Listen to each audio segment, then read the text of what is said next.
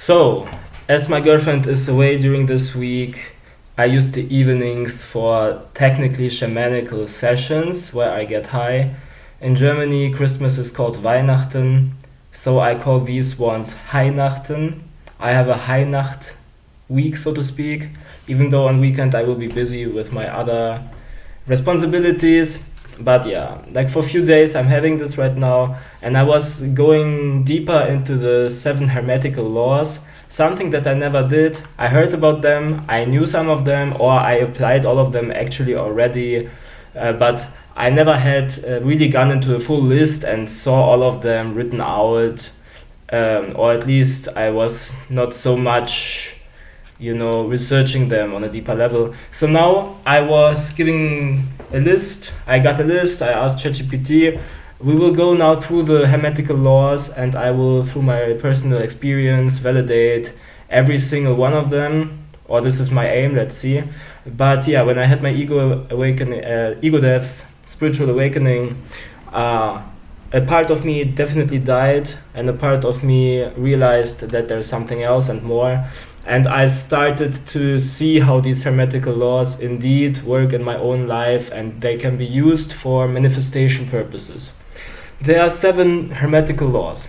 Number one, I will read and then analyze. The principle of mentalism. The all is mind, the universe is mental. This principle suggests that reality originates in the universal consciousness or mind, and that the physical world is ultimately rooted in thought or awareness. Okay, I mean, this is like in the Bible, where it is said that first there was the Word, then came the Word, and then came the Word out of it. Everything was manifested by God.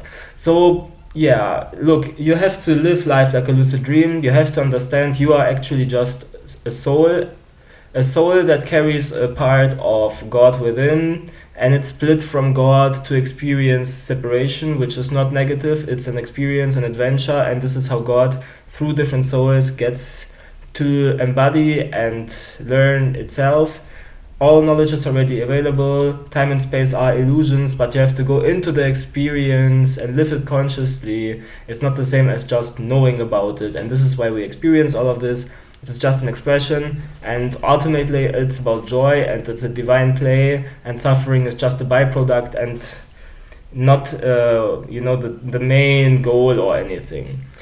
So you have to learn that you're just a consciousness, and this shifts your ability to interact with the world, and it takes away your fear of death as well. And you stop just clinging to this lifetime, but you also have higher aims, because this is not the end, and you're here to grow and live fully, and like it's an adventure. So this is more about a mindset, first of all.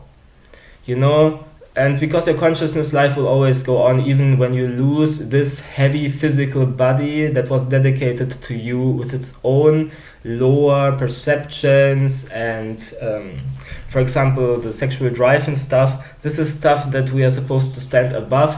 The soul learns through this heavy body limitation, as well as to discern what is impulse from God and what is impulse from the lower nature.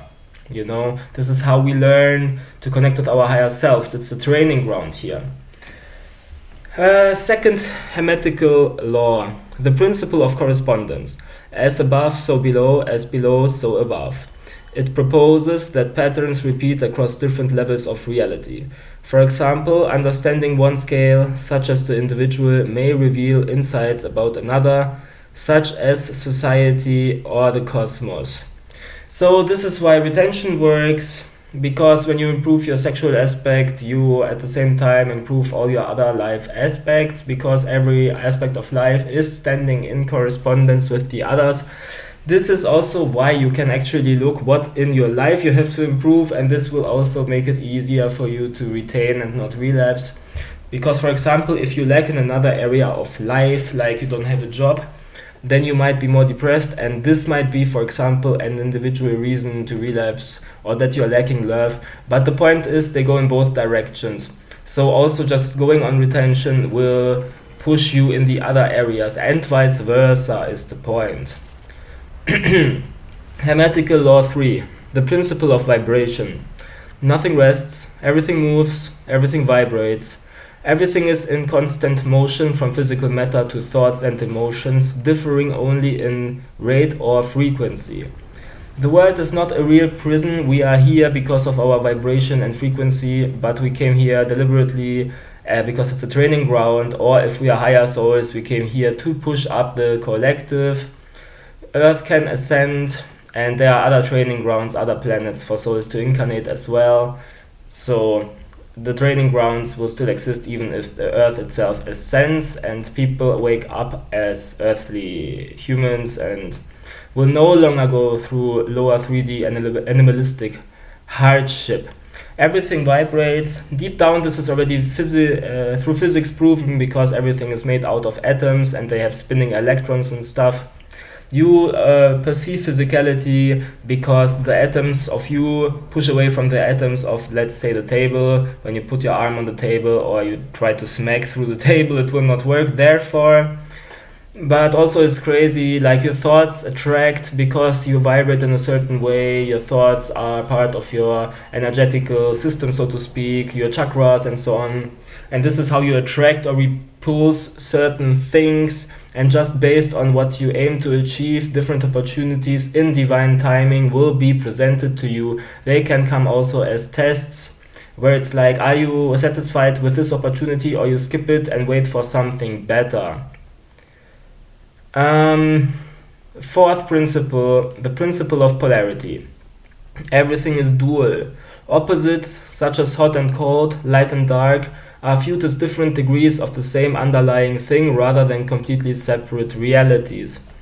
This is important because you can always see some issue in yourself and then you know what you have to balance out. This is how you learn to balance out and be a balanced person. This can mean being centered, balanced in your personal way, to your personal individuality, the highest expression. You have to figure this out by feeling. And if there's hardship, you can use it to grow because there's always polarity in everything. So you can take everything and from bad turn this into something positive through the law of transmutation. Or you can relate with every other person because everything that they are embodying is somewhere on the spectrum, and you are with your own embodiment in some relation to it, and therefore can also influence others or everything. The principle of rhythm, Hermetic law number 5. Everything flows out and in. Life unfolds in cycles and oscillations, expansion and contraction, rise and fall, activity and rest. Yeah, like no matter what hardships I had, God later gave me something that was already good again, or no matter how much I perceived I'm growing, sooner or later some obstacles came and I just needed time to process and find a new way to rise again. But if you already know that and you're in a hardship, you can already look forward because you know it will not stay like this. You can achieve what you always wanted, and then you realize, oh, now that I have it, it starts satisfying me less and I need to find something else. Then there's also universal cycles. Entire species rise and fall like the dinosaurs, or there are wars, times of war, then again times of peace, and this is how innovation and evolution occurs. Hermetic law number 6. The principle of cause and effect. Every cause has its effect, every effect has its cause. Nothing happens by chance, every event arises from preceding causes and every action has consequences. This is especially true because we are through synchronicities getting opportunities sent our way to develop in the way that already we have in mind, because our thoughts, like I already said, attract. This is part of cause and effect. And this is also where karma comes into play, and you try to avoid unnecessary karma, causing unnecessary problems, because in the end you are the one that carries this around in your own nervous system and have to shred it again. Hermetic law number 7, the last one, the principle of gender. Gender is in everything. In Hermetic philosophy, gender refers to complementary creative principles, often described as masculine and feminine, that operate throughout nature and consciousness. This is not primarily about biological sex, but about symbolic qualities such as active, receptive, or projective nurturing. And you have to find your inner balance and make peace with your inner anima so that it doesn't act out in lustful, sexual, unintegrated ways. So you can work with the principle of gender. And this is also why humanity is split into male and female, and souls will incarnate into both genders with time, you know. This is already about the laws, all I wanted to say. I was going deeper into researching souls, and Hermeticism validates souls, and that there's a higher infinite mind, that the soul at the end of time merges with it again. So consciousness is never lost because, of course, ultimately we are the highest self and the highest, I mean Godhead, and the Godhead just splits off individual souls that have then individual perceptions until they merge back. And you know, I was first more into Gnostic teaching, but Gnostic teaching is a Duma teaching, so negative, and that there is some not positive archons and stuff, and they have not good intentions, and it's just not true because in reality the universe is just not perfect, but it's a side effect and not the main goal. And the soul learns through limitation and hardship, different feelings that you have to learn to integrate them as part of the Godhead, that you cannot learn otherwise if you're living in a constant state of bliss. So this is why we came. But it's crazy, I also went through some solipsism. You know, when I realized that I can use these 7 laws to manifest stuff, and especially the fact that there are synchronicities and you can just think and you mold your environment and different people will show up and stuff, it makes you feel very solipsistic, like you're in a psychosis where maybe you are just lying somewhere in hospital and you have this all as a fantasy because you lost your mind at some point or something. And I know it's not true, it's just like a thought play that I entertained. But this is how solipsistic you start feeling once you see how powerful you are and how much effect you have on the outer world, and that people are just expressions of yourself in some way because there is some correspondence. But that's the point. It's just correspondence. This is an omnicentrical reality. It doesn't mean it's all in your mind or something. Other minds are just as important. And when I realized that other people have other ideas about me and they perceive me differently than I perceive myself, and how strong their own gravitational pull is and their own character, and how different it is from my own one, how alien it is to my own psyche sometimes, how other people are, and that this is just, they have just as much an inner world as you that is like super big, an entire own universe in their own mind. So you're just a tiny speck. And when you realize that you're acting in certain ways and you yourself did not even expect that you do it like this, but other people see it already in you before you see it, at some point it all pulls you out of the solipsism, and you realize that you're not even doing anything because God is doing it through you. I don't know, you somehow at some point get an ego death, especially on retention with higher energies. Kundalini enables this. You just start to realize how you are guided through life, and you are most of the time safe, and at the right time God will give you the right information to progress, be it through algorithm or you find some book or whatever. And I don't know how to explain this, but I just have glimpses of I am not this body at all. Like, I'm honestly, nothing of this is true. All my thought patterns are from my brain.